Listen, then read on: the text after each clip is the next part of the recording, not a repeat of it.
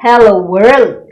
On Just Jared News, Hunter Schafer spoke out after the gender on her passport was changed due to President Donald Trump newly implemented policies.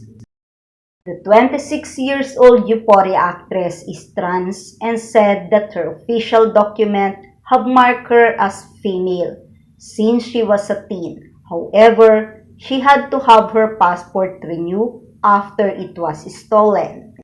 When she got it back, the gender had been changed to male, likely as a result on an executive order that the president passed that declared there were only two genders. Describing the situation as a harsh reality check, she addressed the change and what she would learn. I don't know exactly what changed as far as the processing goes, but this is the first time this has happened to me since I changed my gender marker. We are coming up a decade now, she said. She added that she didn't care that they put an M on my passport. However, she said that it would likely lead to more conversations when traveling. I mean, I haven't tested it out yet.